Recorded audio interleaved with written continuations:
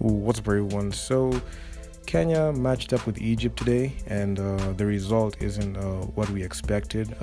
Kenya got beat by Egypt 82-57. So, let's just talk about this. So, earlier today, I made a video just talking about my thoughts about Kenya versus Egypt before the game started, and a few hours before the game started. And one of the things that came to pass was everything that had to go wrong for the Kenya Lioness team did go wrong. And honestly, if you ask me, I can say I don't want to sound like I predicted this loss, but considering the way Kenya played against Uganda, played against Rwanda, played against South Sudan, despite those wins, you could see the same flaws that Kenya had. They just rolled them over to every game. The only thing that hid those mishaps during the game, those turnovers, those personal fouls, was the wins. So despite even all the flaws that the squad had, they were hidden by the fact that the Kenya Lioness team, the women's team, they won. So when they matched up against a team that has the ability to capitalize on those mishaps during the game with the plays that are being run, it was a matter of time the lead was going to balloon. I mean, it's something that I just saw, and I pointed it out in a previous video, just saying that there are teams that just know how to identify and amplify the flaws despite the other team winning, and Egypt was that team. And mentally, I'm not sure if Kenya are prepared for Egypt. I'm not saying like they are not going in to win it, but considering the fact that they had so many flaws going into the game, they had so many flaws they carried over during the game. We actually thought that we could win this, given the same play style that we are running, and it quickly became obvious that this game was not ours, especially minutes into the first quarter. The lead kind of just started ballooning at the end. We had a slight scoring slump mid in the first quarter, but in the second quarter to the fourth, especially in the second half, that's when Egypt just kept piling on the points, and we just dug ourselves in a hole that we couldn't even come out of. So honestly, if you ask me, I can say the flaws that we had carried over through all the games, they just got exposed by this matchup against Egypt, and I was pretty much sure Egypt are going to bring up their A game, because this is not like the first time Kenya is matching up with Egypt. Sporting is a team that matched up with KPA in Zone 5 and also in the Africa Women's Cup. I feel like a couple of players played there, and also a couple of them played with the national team. So you could see the same play style that they were running was actually the same one, and Kenya was not able to get over that hump, and the inability of the technical bench to make the adjustments to prepare against a team like Egypt was inadequate. And looking at the way the game panned out, you could just see Egypt had the upper hand, despite even Kenya rebounding more than even Egypt. You could see Egypt just knew how to pick up their sports, call good ISO plays, and blow by the Kenya Lioness squad. I mean, there were plays that I just saw, transition buckets happening back to back, and also not only the transition baskets, but also ISO plays, blow-bys, that reverse layups. This Egypt team was literally toying with the Kenya Lioness team, and this was it just at some point, especially in the second half, it just became so embarrassing because the Egyptian side were just doing everything that they wanted to do. They're just making sweet layups from the glass and ones. They were drawing contact, going into the foul line. They didn't shoot as much at a good clip, especially on the line. They shot 54 But you could see on 3-point field goals, they were knocking down that three at a 29.4% clip. But Kenya, you could see our shooting was inadequate, especially from deep. We were breaking a lot of shots, especially from deep. You could see 12% from the three, and also the field goal percentage was very, very low.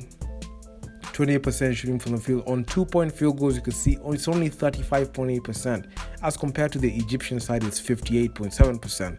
So you could see a good shot selection, especially from the Egyptian side, just to give them a lot of credit, because they came in and they played and they capitalized on the mistakes and mishaps that we had.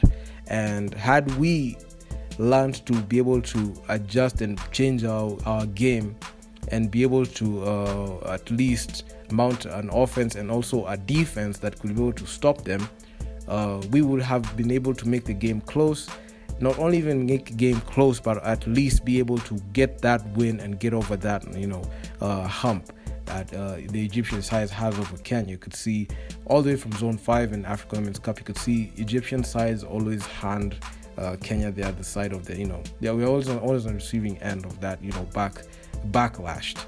So honestly, if you ask me, all the mistakes that had to go wrong did go wrong, and every time the Egyptian side were just sinking their threes, going to making those sweet layups off the glass, going to the line, they were just slowly chipping away the Lioness squad, and they weren't able to do anything, especially on the offensive end. I could see a team Lioness late in the second quarter, they were not able to get a shot off, and that's the time the Egyptian side, they just came in and just shot at a very huge clip, especially mid into the second quarter. Just 4 minutes left in the second quarter, you could see Egypt outscored Kenya by a large margin. That game at the half, I believe it was 50-29. So you could see we were not able to mount any good offense. We're down 21. We were not even able to mount any offense to get out of that hole, and Egypt just knew how to pile on the points at that time. So it is what it is. The fouls just kept, the fouls bug and the turnover bug kept creeping in. I can say they crept in because all the flaws that we had were just hidden by the fact that we are winning. But we got a team that thoroughly exposed us. We had 29 turnovers, 20 personal fouls. We didn't even block a single shot. We didn't even block anything. There were 4 blocks on us. Egypt just blocked 4 of our shots. They dished out the rock pretty well with 18 assists. They had 13 steals, although we led by 14 steals, 1 steal up. But it was everything that just had to go wrong did go wrong. The biggest scoring run that Egypt had was 14-0, and they pretty much dominated the game, as there were no lead changes and there was no point this game was tied. So they led this game for 39 total minutes. Even the players that you expect that they were supposed to step up in this major game, because I felt like this was the most important game in this tournament, didn't. Victoria Reynolds, she was averaging about 15 points before Egypt, but now she played 23 minutes, 6 points, 3 of 9 shooting, an abysmal 33%, 0 for 4 from deep. She didn't even draw a foul to go to the line. She had 5 rebounds, struggled with 3 personal fouls, 2 turnovers.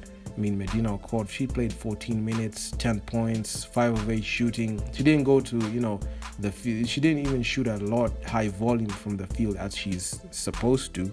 So, it was just a bad coming out. So, 8 rebounds, 2 assists, 3 personal fouls, 4 turnovers. She had 2 steals. She had a plus minus of plus 21. So, Victoria Reynolds had a plus minus of a minus 29, which was actually pretty bad, especially for a player that's playing heavy minutes. Mercy Wanyama, she didn't have a good game at all. 30 minutes play. She's one of those players that play heavy minutes, especially in this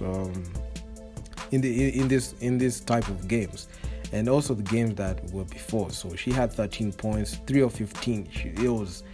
It was insane, like the way they were shooting. 3 of 15, Mercy Wanyama 20%. She attempted a 3, didn't go in, but from the line she was 7 of 9, so 77.8%. She had 7 rebounds, 1 assist, 3 personal fouls, 3 turnovers. She had 3 steals. She has a plus minus of minus 28, which is actually pretty bad. So Victoria Reynolds, Medina, Marcy, negative plus minus that's above. It's a negative above negative 25. So they were pretty inefficient in this game, and they were not able to pick up their shots. I mean, and also Rose Oma, she came in 21 minutes played, 11 points, 66% shooting from the field, 1 of 2 from the free throw line. She had 6 turnovers, very costly turnovers. I mean, it was just bad. I mean, Natalie, she had 5 turnovers. I mean, 29 minutes played, she only had 1 point, 0 for 9 from the field, 0% from the field, 0% on 2-point field goals, 0 for 5 from deep, and 1 of 2 from the line. So she only made 1 free throw.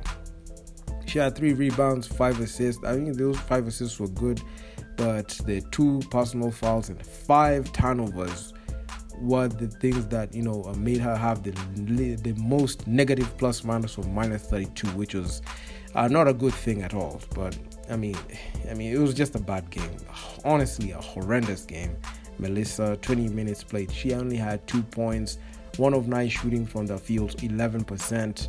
On 2-point field goal, she was 25. She was 0 for 5 from downtown. I mean, she has not been able to find that shot, especially from deep, and it was really cost us a lot. And also Natalie, she 0 for 5. I mean, Christine 0 for 3. I mean, though it was shooting high volume, and we were able to get that shot in. I mean, Melissa had 3 rebounds, 5 assists, 2 personal fouls, 2 turnovers on steal. I mean, it was just bad. It was just a dumpster fire. I mean, there's nothing you can say it there. I mean, it was pretty bad. I mean, field goal shooting 28.2%.